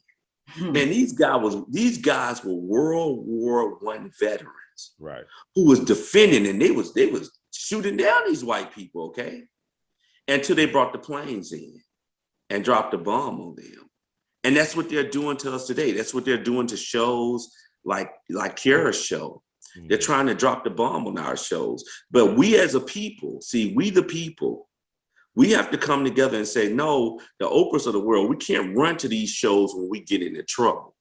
Mm-hmm. See, what Mr. Cosby was able to do, and he told every promoter, if you book me in a city, I will not show up in that city if you don't spend at least $25,000 to $50,000 in the Black newspaper with Black media. Oh, wow. Okay. He would not come into those cities. And that was even up until our last tour we did in 2015. Wow. He's not coming into your city unless that promoter spends $25,000 to $50,000 with Black publications, whether it's newspaper, whether it's television, whether it's some show. He's not coming into your city. I have to say this, just to go back on something we were just talking about, but what is becoming clear to me is that we can hear people hate us all over the world. We can take criticism from so many people, but when it comes to Black people criticizing Black people, we can't take it. That's when Black people are in an uproar. When Bill Cosby wanted to say, what did he say? Don't sag your pants and all that stuff. The comedian, I forgot his name.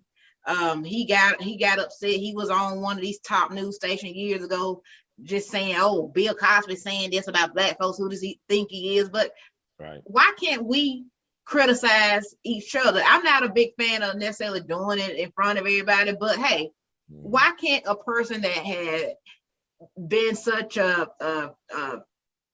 what do you call it, just a figure in our community, he doesn't have the right to say anything? Well, and also he just didn't say it to say it. He put his money with his verbiage. He didn't just go out there and say these things. He still put the money out there to say, okay, I'm going to say these things. And when you put the money out there to uplift the community, you have a right to say what you want to say. That's my point. Yeah. And I think that's just these people. See, yet again, you're going Kara into people who are programmed, like the D.L. Hughley's of the world. They're programmed by these white people. Like, if you want to continue to work, if you want to continue to have a career, if you want to continue that, we'll give you a platform. We'll let you say, because there ain't too many people listening to you. As long as you disempower who you are and disempower Black people, we'll let you say all of those things. And it's okay, because you're cooning. It's a minstrel show. And they let these people do those things, and these people are able to say, oh, well, I hate Bill Cosby because he was trying to tell me something to do right. And But let me say this, Judge Joe Brown was on this show, what, 2 weeks ago? Mm-hmm. And it's escaping me. Man, I don't even know where my thoughts went. I was about to make come back to you. About to make a great point about what he said about this situation. My bad. That's what I get for trying to interrupt you. It'll come back to me. No, Judge Joe Brown, when he said, and he was on the guy show that I call The Perfect Idiot, Mark Lamont. Oh, Mark Lamont Hill, yeah. Another Philly guy. He a Philly guy, right? Or Philly guy that hates Mr. Cosby because Mr. Cosby was trying to tell him that the rhetoric he was speaking, he was saying, look, man, you're talking this hip hop stuff. And he said, but you're not speaking to the people in the way that you should. You have a platform. Humanize the people. Uplift the people. And Mark Lamont Hill took criticism that Bill Cosby was just trying to give him a little advice. Yeah. And that's how the perfect idiot acts. You know, when you want to be the end all be all and have all of the answers, you know, and you don't study the facts. See, yet again, it's all about acceptance with people like the perfect idiot and so many perfect idiots out here, like Mark Lamont Hill. They want to be accepted by white people. And so white people send them out. But this is the same guy who he's been from place to place. He's got kicked out of every home. He didn't even get to set up shop in his home. CNN kicked him out. He's been on all these different homes, MSNBC. He's been on has so many homes, and they just utilize him to go in and take down his own people. And when they say, okay, he's done enough of the work, okay, we'll let him slide. Send him somewhere else. Oh, I got it. Excuse me for my senior moment. I do have one every now and then. I just got so much information in my head. What I want to say is, when Judge Joe Brown was on this show about 2 weeks ago, he said something he said, death isn't the worst thing to happen to you. And the reason I'm bringing that up is because, you know what would be the worst thing for me? Cooning. Cooning. Right. At what point will we have respect for ourselves as Black people to stop the madness, stop the cooning? Something's got to be worse to you than death. Your values, your morals, something's got to be. And I refuse to coon. We are so afraid of that hand that feeds us not feeding us any longer. And you know, that's why I'm so happy to have this show on an independent Black-owned network, because we get our freedom of speech, which is supposed to be what we all get. But obviously, when so many of us have fear that's been placed in our hearts and our minds, we aren't really getting back what we deserve from a lot of people that we have pushed to the forefront of success. How many people, Black people, have we supported only to have them reach that success and leave us behind? And when I say leave us behind, I mean they don't want to protect us. They don't want to speak on the important issues. They have to sugarcoat it. So I said, you know what? I had to knock down some doors by myself. You know what I mean? I'd rather do it like this and grind the hard way, which I say in my song, I'd rather take the stairs than to take the elevator, baby. Because what's the point of being on a big stage if you can't even be the artist that you really want to be? Correct. I'd rather be the real person that God-given person that he wanted me to be, instead of having to put on a mask. And because when these people get on TV and they coon, you might as well put on blackface. You might as well be Aunt Jemima, or no, Aunt Jemima's too good for you because she had to do that. You don't have to do this. So excuse me, Aunt Jemima, I wish they'll bring her back, with her a bottle of syrup because we need to see Aunt Jemima because a lot of y'all are doing stuff that you don't even have to do. And just for people who watch this show who criticize me about the way I talk, you know what? I'd rather have this country accent and to be country as hell than to be one of these well-spoken, proper English speaking people that you all see are like clones of each other. They get on TV, they just regurgitating the same news, the same information. I'm not doing that. I don't work for the big corporations. I work for two. I've been behind the production. I've seen it. I know how they lie. I've been studying this game for so long. What are you talking about? I've been a little activist. I'm just going on this rant to say we don't have to do some of the things that we do. That's right. And I just appreciate Bill Cosby because my thing is, and I don't know what happened or what this, but my thing is I just can't leave him and say throw him to the wolves because I'm looking at his track record and he just did too much for us. If you came out tomorrow and told me he was guilty, I still would say I gotta separate it. I gotta separate it because he did too much. I'm sorry. I just can't do it. I'm not gonna be able to kick Mr. Cosby to the wolves. You're gonna have to show me some real hardcore evidence for me to throw him. He did too much. I want him to know he's still loved by a lot of people. I'm sorry, I'm done. I just had to get that out. We got people cooning for a little price. Well, and you know, and everything you said was on point. And you know, people say, well, you're supposed to do this because you get paid. Okay. Well, hey, that's just how I make my living. I got a job just like the attorney has a job. Right. You don't say that to them. You don't say that Gloria Allred, somebody's paying her. She's not doing it for free. No, Bob, let me ask you this, Andrew, because I heard it from people who do really nice, big professional jobs. I bet you already had an offer coming to you for you to coon. I think you said it earlier. They always waiting on your doorstep. Soon as they see you getting a little popularity, they go, the minute I stepped onto the scene, because I've always been behind the scenes, and that's the role. But when I stepped onto the scene and took over everything for him, when I saw the people with him setting him up, I saw the attorneys, I saw all the people around him setting him up. And I said, untie my hands and let me take over everything. I had people make all kinds of offers to me to leave. They said, well, hey, we'll give you this. I lost, over 15 clients because of it. Wow. But I tell everybody, see, it's never about the money with me. You know, I've had a pretty decent living, you know, throughout my life. I'll be 48 on August 3rd. And I tell everybody, you know, I've done pretty well for myself. I worked in the news business for 12 years, ABC and Fox in Birmingham. And I started my firm in 2007 and picked up clients along the way and built it, you know, and I knew I had something different and unique when I started Purpose PR Firm because I came from the industry and the news business that taught me how to set people up.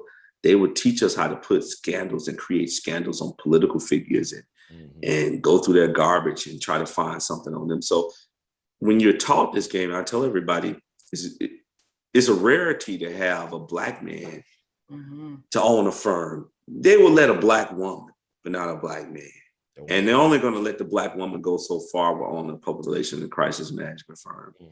But when you have a formula of knowing how it works and understanding, because they teach you that formula, okay? And when you're young, when I started in the business, I was 20-something years old.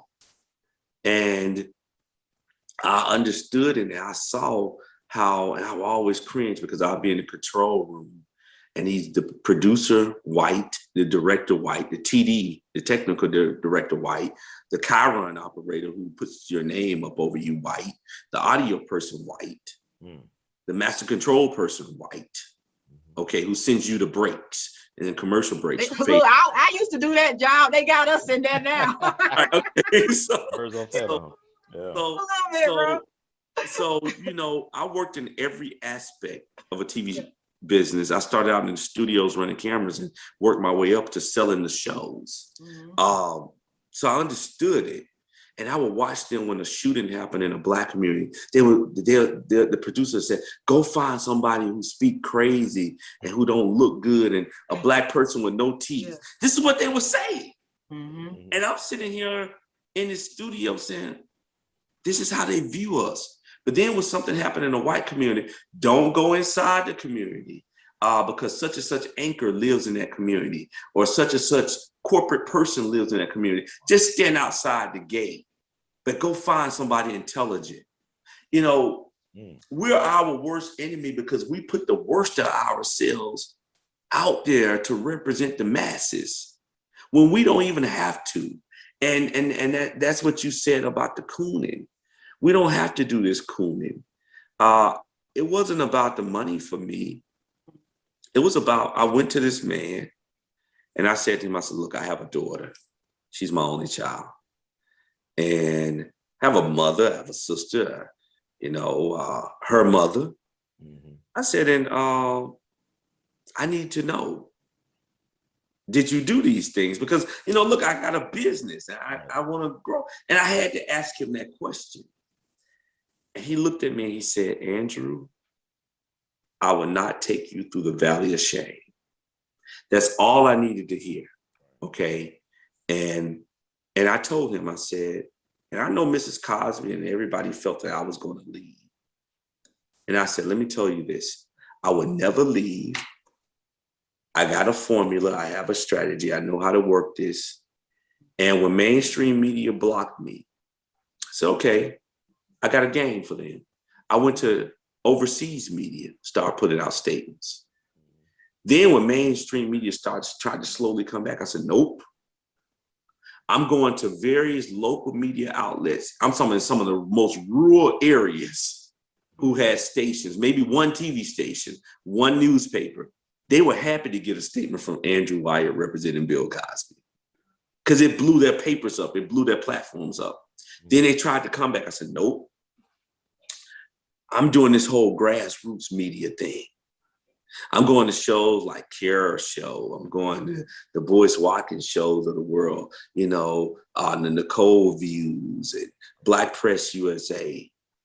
I'm giving them their fair shot of all the truth and all the facts, because granted, I remember doing the Tom Joyner morning show, and Tom Joyner, who's a fraternity brother of mine, I listened to him turn on Bill Cosby. I said, you wouldn't even be able to do the Tom Joyner voice. You're not Mr. HBCU. Bill Cosby opened up that door for you. And you won't stand behind. And this Black man says to me, well, I'm just saying, man, you're putting yourself at too much risk. You know why? Because we've gotten to the point, and I forgot who it was that, Dr. Umar, even though some of us don't agree with everything he says, I like when he said recently that he has to speak like he does so that a Black child can see that a Black man can speak and stay on his point firmly. So we Black men, not only do you get hung, you get lynched, you're not protected, but they cutting your nuts off. You can't even stand for anything anymore. Wake up. You gotta be, because it pisses me off. Okay, we not only do we allow other people to do it to us, we do it to ourselves. Death is not the worst thing to happen to you. Do we want to die? No. But stop letting these people cut off your nuts. How many people before this whole case came up did we hear people say, who was your inspiration, or who did you look for as a comedian? What did they say? 2 people. Who was the 2 people, Ron? Bill Cosby and Richard Pryor, right? Pryor. Who was the 2 people, Andrew? Bill Cosby and Richard Pryor. Bill Cosby and Richard Pryor. But lately, I ain't heard nothing. The comedians, I'm calling the comedians out. Y'all can get mad at me, make jokes. I don't care. I love it. Write about me. Yeah. Where are you guys? And I get it. It's a big case. You don't want to get into it, but you got to say something. You couldn't just say he meant this to us. Well, you know, Joe Torre did go to some of the proceedings, right? Joe Torre was there, right? Okay. He's an Omega too, right? Omega brother. Joe Torre came. Lewis Dix came. Keisha Knight Pulliam came. Malcolm Jamal Warner became scared. Yeah. Darrell Bell, who Mr. Cosby helped fund, who played Ron on A Different World, he became scared. He's been, him and Tempest Bledsoe have been together for decades. And were they working on a show together before? Yeah. And Darrell Okay. just went away. Wow. Darrell went away, became scared, wouldn't even get on the phone with Mr. Cosby, wouldn't even talk to me anymore. They just ran. This is a man who launched their careers, okay? This is a man who, when Al Sharpton was coming out, speaking out against Tawana Brawley, it was the young Black woman who claimed that the officer defecated on her and peed on her in New York. Mr. Cosby came to the aid of Al Sharpton and gave this young woman $50,000. Mike Tyson took his Rolex watch off and gave it to the family. So when the allegations, we will call Al Sharpton. Al told me, he said, hey, hold the phone, tell him to hold. I'll call you guys right back. I'm about to get in my car. Never heard from Al anymore in 2015. Reverend Jackson. When Reverend Jackson ran for president of the United States, Mr. and Mrs. Cosby said, we don't want you going to the white people asking for money, to the Jewish community having to depend on them. They gave him $1 million, paid off his house in Chicago that he still lives in today, purchased him a house in DC that they still own today, gave him, his wife, $150,000 for new wardrobe, and brought Mr. John Atchison, their hairstylist and barber, in to keep her styled, gave him access to their private plane to use. Wow. But he never said nothing. Never said a thing.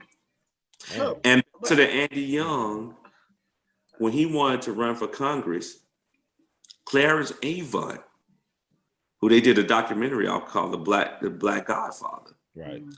Mr. Cosby gave Clarence Avant $200,000 in 1970 to save his radio station.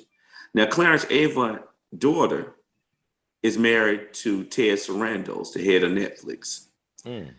Also, Obama made her ambassador to the Bahamas when he was president.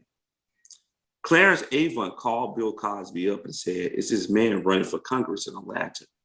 I'm going to bring Isaac Hayes in. I'd like for you to come in and do a benefit for him to get people to come out in Chastain Park in Atlanta. Mr. Cosby came in and 30,000 people came out and got Andy Young elected. Andy Young said, I can't come and speak up. Clarence Avant said, oh, I can't do anything because I'm having memory issues. I can't remember things. But is it Clarence Avant? I first heard about him, that Netflix documentary, but he's a product of the Jewish mafia, no disrespect. I mean, Joe Glacier, Louis Armstrong's manager and Billie Holiday's manager, was a product of the Chicago mob, Al Capone outfit. So that was his sponsor. So, and he would not come out and speak. He kept saying, I have memory issues. You remember Joe Glacier and all them guys pretty well.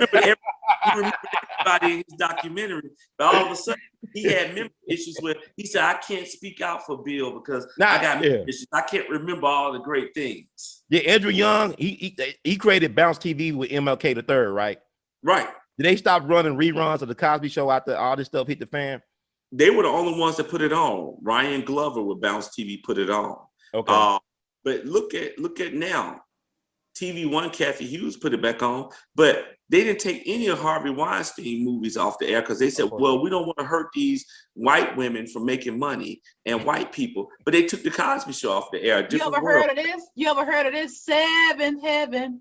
Oh, Seventh Heaven. Oh my God. He was accused of molesting a boy and admitted to it. He admitted to it, yeah.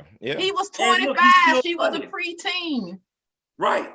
But that's what I'm saying. It just shows, Karen Ron, that white is always right.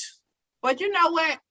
I'm going to excuse white people right now because I've got to blame black people. Yeah. Because when white people open the jail cell, we take the key and we lock the door. Right. We lock the door. But see, white people are smart. White people, they teach us and tell us how to hate each other. And they have us to go out publicly and smear each other, but they never do it to their own. Jim Crow goes back. Gloria Allred, who? Shaquille O'Neal, he settled with her. Oh. Tiger Woods. O.J. Simpson, she came after. Michael Jackson, Tiger, she came after. Her daughter sued Kevin Hart for defamation. He settled out. Okay, they're notorious for coming after only Black men. And here we are, we have guys like Dave Chappelle and all these other people who are like, oh man, we want to thank Gloria Allred, Chris Rock. You know, she's an icon. Yeah, because you think she won't come after you? Trust me, there's a price over your head. And I tell people this. If they could get Bill Cosby, Obama, you're not safe. Michael Jordan, you're not safe. Okay? LeBron James, you're not safe. Because, see, the minute Will Smith, you're not safe. The minute you start to speak out and say, I want to speak out for Black people, they will wait till your career stops or you retire and you get a little bit older. Then all of a sudden, there's another stable of women being paraded out against you. Right. So, you know, they got to keep in mind, see, they think that they're safe now because they are dictating and they are the gatekeepers right now of social media and their empire. They know, white people know how to remove the gate, trust me. They know how to take the hinges off of the gate. And you have to be careful and you have to always insulate yourself. As I said to people, I said, look, as Mr. Cosby said, we created the formula for crisis management. No one had ever seen this before. And I was on doing this Chicago radio station, WVON, and Perry Smith, and she said, hey everybody, we had Olivia Pope, but now I'm talking to Oliver Pope. And my goal is to be that Oliver Pope for our people and to tell our story and to be there to humanize our people. And it's never been about money. As I told Robert Kelly's team, I said, the only reason why I can't come on board, it's not that I think that he's guilty. It's just I haven't been in it from the inception to read the evidence and sift through all the evidence. And I even told them, I said, look, if I had that opportunity and I had been involved from the inception where I'm controlling it, I would come in and do it all pro bono because it's not about the money. It's about my grandson. It's about any of you guys who got children, nephews, and nieces. It's about creating safe passage for them to be able to, you know, use their talents to become successful and not have to worry about some scandal being waged against them because they're great. Because we are great people and they know it. They know that about us. That's why we don't have to smear each other. And that's why I say, Dave Chappelle, look, you're Dave Chappelle. Why do you need to do jokes about Bill Cosby? You mean to tell me your comedy stuff cannot soar without, and you can't get news coverage without invoking Bill Cosby and doing some joke? Marlon and Sean Wayne, those stages would not be hot for you if it wasn't for Bill Cosby and Richard Pryor, Dick Gregory, Red Fox. They warmed Nipsey Russell. They warmed the stage up for you, okay? They got it hot for you. Wouldn't be no Steve Harvey and wouldn't have been no Bernie Mac and no Ced the Entertainer. You know, kings of comedy? Come on, man. Now, did Steve try to help Bill Cosby, but he was told to stand down too? He's an Omega, right? Steve's an Omega. Steve always been a friend. Okay. I don't think Steve is a Q. Look, Michael Jordan is a Q. Mr. Cosby is Omega. Right. You know, there's a lot of us out here. And Joe Torre is too, right? Joe Torre. Joe Torre, man, you know. So Omega's kind of hold it down, right? They hold it down for Cosby. And our motto is friendship is essential to the soul, okay? It's all about being a friend. Our cardinal principles are uplift, scholarship, perseverance, uplift, and manhood. Okay. Scholarships, education. Persevere means to persevere no matter what you're going through. Uplift is to always uplift a brother, and you never tear him down when they're going through something, they're encountering something negative. And manhood is to stand on your own 2 feet because you're a man. Mr. Wyatt, I have 2 more things and a statement just to say. I know we can't keep you all day, but one thing I want to say is, how far back will we start going? Because if we can bring up these charges, these alleged charges, and we've seen it done to other people as well, when will we write the true history? Like all the founding fathers, a couple of them, you know, raped slaves. And how far is too far back? Does the slavery, or does the raping of Black America not matter just in the whole? And people sometimes, I think they feel like that's not the right conversation to have and compare it to something like this. But to me, it is, because I mean, look how many people that was. Well, you know, you have to, when they say go back, if we're going to truly go back and say me too, we have to say us too. What about us? What about us? And what about all of the women that looked like us 400 plus years ago that was raped by some of the people who were president of these United States of America? You know, what about those people? Do they not count? Do those Black women not count? No. So since when has America cared about Black women? Since, you know, they want to give us the rape card, and they want to say we created a rape card and a race card. Okay. You know, but with us, you know, and with them as white women, when it comes to having sex with a Black man, it's like we regret it. It's not rape. It's we have regrets that we did it. Okay. Right. And now we have to, our grandchildren might find out this about us. So if we're going to do that, all those, the rape card and the race card was created when they put Black people on that slave ship and brought us over. When they developed and drafted the Constitution minus the amendments, that's when those cards were created. So in order to understand what this is all about, we have to understand our history and understand why it's being done to us and why it will keep being done to us. And we have to quit tearing down each other to make white people feel special and to make ourselves feel privileged to be accepted into the club, because the club is never permanently. And I want y'all to hear what we're saying, because I don't want to hear comments about this show and people say, well, they were blaming white people. That's not what we're doing, but we're saying historically, and we have to bring it up. It's got to be brought up, because this story doesn't go without telling other stories. And I brought this whole thing up to get to 2 words that we have to cover before you go. And Ron, you can say whatever you want about it too. Jump in there, please. Here you go. You ready, Mr. Wyatt? Right. Victim shaming. Please say whatever you want about it. I want to know how it has affected your case, how it has just affected. They told us on our attorneys were not allowed to, they called them 404B witnesses, prior bad acts, women who were able to come and testify with never being vetted. They just wrote something and they gave a sworn affidavit of something happening, but no one was able to vet it. When they got on the witness stand, they told us we couldn't ask them certain questions about certain accounts because that's re-victimizing, re-traumatizing an alleged victim. You know, well, here's the question. So you mean to tell me a detective cannot question an alleged victim?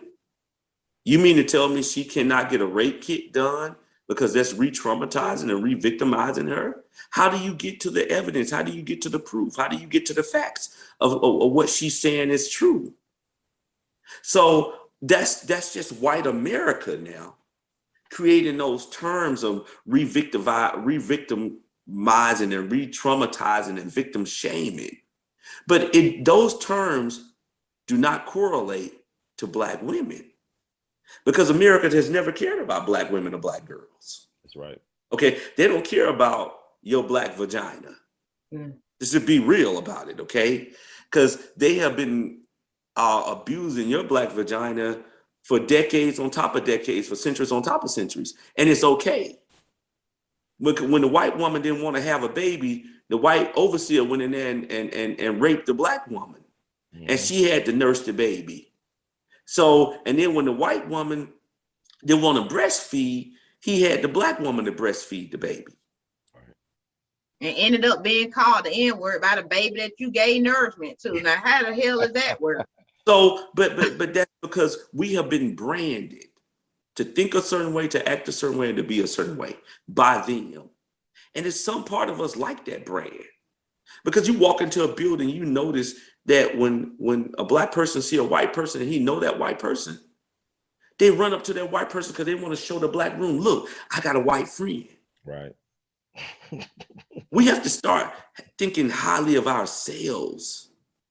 You have to, you know, I always said to people, what we did differently, and we showed the world, because what happened for us, Kara and Ron, vacating of Bill Cosby's conviction, it was bigger than him. 3 days after, a week after rather, he was freed from prison. Pennsylvania state legislatures convened and held a special session. And in that special session, they said 13 million Pennsylvanians' constitutional rights would not be violated. And they put certain laws in that said, like Bill Cosby was. So if they have been given any special deal with the prosecution, no matter what, verbal, whatever, it would be upheld. Now, states across America, they should call it the Bill Cosby law. And the reason why it worked is because we understood one thing. Corruption needs collaboration and cooperation. We did not collaborate and we did not cooperate with corruption. And we understood another thing. In order to go deep, you got to be different. And we was different. And we did it our way. And this American citizen, this national treasure, Bill Cosby, this icon, the greatest of all time, America's dad, America's father, America's grandfather. This great man is free today. And he didn't do it for himself. I didn't do it for Andrew, Valjean, Wyatt. I didn't do it for that. I did it for us. And I did it because it wasn't for civil rights. When he shook my hand, when I picked him up from the prison, he heard my voice. He said, Andrew the Great, friendship is essential to the soul, he screamed out. And when he got in the car, he thought it was a dream. He thought he was dreaming. Wow. And I said, no, touch me. He said, man, you can touch people in your dream. And he said, man, you made history. You gonna go down in civil rights history? I said, nope. I don't want to go down for civil rights because their civil rights is not our civil rights. Their civil rights is to execute us, persecute us, murder us. I want to go down for equal rights, because when they go after things, the LGBT community, white people, they don't say civil rights. They said, no, we want equal rights. I want the same privileges. I want to be able to say that I'm bisexual or I'm transgender. I want to be able to go into a certain bathroom. Human rights. Human rights. And so we have to ask for equal rights, human rights. We have to ask for those things. And that's what this is all about. It's not about us. It's about you. It's about this show. It's about making sure this show is around 15 years from now, where you can hand the baton to someone else who's going to have not just the blackness. See, it's also about having the consciousness. Anybody can be black. So what? So what? You're black. That doesn't mean that you have a consciousness about you. That doesn't mean that you stand on the strength of who and what you are. No, anybody can be black. And we've seen that with Mr. Cosby. We've seen these coons out here run around just being black. We've seen a lot of the perfect idiots like Michael Eric Dyson and Mark Lamont Hill. They exist and they're here for a reason. Well, but they don't answer us this. Where does Bill Cosby go next? We got comedy clubs, one in New York. The Comedy Cellar said he's not welcome back. Right. So where's he going next? Comedy Cellar only said that is because they were trying to make the news. Okay. And of course, when you want to make the news and make a name for yourself, especially after a pandemic and you're trying to reopen and you're trying to grow business, you say anything to put your name out. That's free advertisement because it was picked up all over the world. Where do we go from here? The revolution is in the home. Bill Cosby is getting back out here on his platform, getting him back on the stage, comedy. All of the great things that you've seen him do, producing shows. This book that we're writing is called My Turn.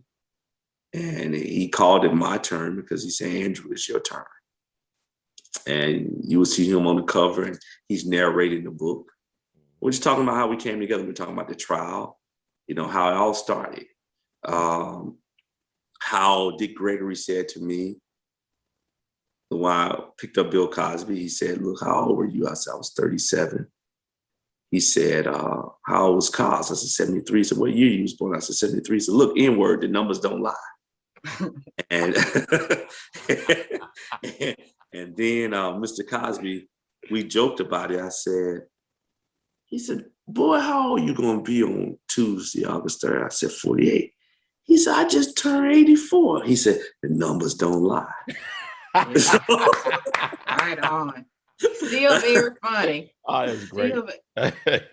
Ron, do you have any final thoughts here from Mr. Wyatt? Yeah, I really appreciate him. He got a great personality. I see why Cosby would love this guy, not just like him. My thing is, like, I know you support grassroots media, right? And I know Mr. Dick Gregory for like 6 years, the last 6 years of his life. He was interviewing him a lot. And I've been talking about supporting Bill Cosby since 2014. So I got Dick Gregory, talk about it since that time. We talked about it for the last time in 2016, and he did his stand-up act about it. And also, I did a tribute to him on his birthday, like compilation of some of the interviews I got with people like Dick Gregory, Sister Sarazad Ali, Paul Mooney, and some other people. My thing was, I thought it was interesting because back in 2015, I've been doing this for a while. And so I did something. I had at Bill Cosby on Twitter. And somebody blocked me on Twitter. I don't know why. I didn't do nothing bad. I was just like, I was promoting the podcast, really mostly pro Cosby, because I said I got a lot of respect for Dr. Cosby. So my thing is, I wish, like I'm in Memphis right now. Now, Ida B. Wells got ran out of here for being a truth teller. You know what I'm saying? She never came back. But I'm saying a lot of time you do pay a price. All the time you pay the price for trying to tell the truth and stand on something. So I would love to help you come on my platform as well to talk about some things. But I would love. But I see like the media say, like, people don't understand. It is said that the black media, the traditional black media, is not as vocal as they should be. The fact that a man like Dr. Bill Cosby can't get his narrative told from day one the correct manner by our own traditional media is a shame. Emmett Till would not be known about if it was for John H. Johnson. And Ebony and all that stuff. But I'm saying even Malcolm X overstood. Every great leader that we had knew that they had to control their story. They had to have their own news or media organization behind them, whether it be Ida B. Wells, Frederick Douglass, Malcolm X, Marcus Garvey. All our great leaders knew the power that you got to control your narrative through the media and you got to amplify it. So I just want to encourage you to keep on reaching out to us, and we'll always provide like a platform for you all to amplify your message because we love Dr. Bill Cosby. Look, I would love, man, like I say, what we're going to do, and you guys would be invited. Mr. Cosby wants to hold a round table with black media. Shows like you guys. I'm talking about invite you to his home. So we got a list. And this is something he wants to be personable. And he wants to elevate black media. Like he said, he was trying to buy NBC, but maybe that was the wrong network. Maybe he needs to elevate black media. He not needs to, he's going to. And we're going to. We're going to have, we want black media to fly with us, like mainstream media flies with the president, and come to some of these tours and comedy shows and cover it, and do behind the scenes coverage of it. Look, man, we're about to create a whole nother movement here. Just because, people count you out because of age. But there are more young people leaving here than older people, okay? And so they think because you're 84 years old. The only thing wrong with Mr. Cosby is he's blind. I would say that prison saved his life because while in there, he had 90% blockage of his carotid arteries on the right and left side. He never told anyone. And his blood pressure kept going up in prison. They cleaned that blockage out, man, and his clarity became clear again. His eyes wasn't red anymore. Man, this guy is ready to go. He's ready to make some moves. And so, as I always said, we're ready to make some moves for the future, man. And we're just fighting the powers that be and loving every minute of it. Awesome. I want to urge everyone who's watching today, do yourself a service. Make sure you subscribe to Run Heard We All Be TV on YouTube. And of course, follow me, Kara Dangerous, on Instagram and on YouTube at Kara Dangerous Talk. Mr. Andrew Wyatt, it has been a pleasure to speak with you. I appreciate you so very much. A lot of people ask me, how did I get this interview? And I want to simply respond here on air. The name is Kara Dangerous. I made it happen.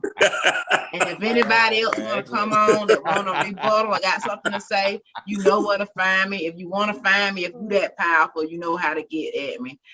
Thank you again so much, sir. Please let Mr. Cosby have my regards. Well, I would do this. I have your number, Kara. I think we text. Send me another text. And with your number, Run, and then I would love for him to say hello to you sometime today, if you're amenable to taking a call from him.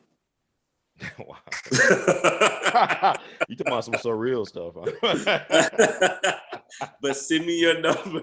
Are you crazy? Are you crazy? What's those dances Bill be doing on the Cosby Show dance? Hey, it's called, it was that called the dance move he told me to keep walking was walking in the court. And it's a dance from the 60s called the Birdland. And he said, I'm going to do the Birdland. And the reason why we did it is because it was a small section of Black people who always said, Free Bill. And he called them Harlem. He said, we're about to walk by Harlem. I'm going to do the Birdland. And so he did the Birdland. I'm talking about he's still funny as hell. I don't even think he tried to be funny. He's just funny. I will text me again. I would love for him to say hello to you. And just that number that I got, that's a cell phone? That's my cell number. That's been my first number. It was my first cell phone number when I was 19 years old. Oh, wow. And that number is stuck with me. And so I've never changed my number. Oh my God. Okay, I gotta go get some food in me so I won't pass out when he talks to me. And I'm gonna text you right away. Like, I gotta get myself mentally ready for this. Hey, it will happen today. And thank you guys for having me on your show. Listen, man, we love you, man. Oh, thank you. We out of here, guys. I'll see you next week for Dr. Boy Watkins.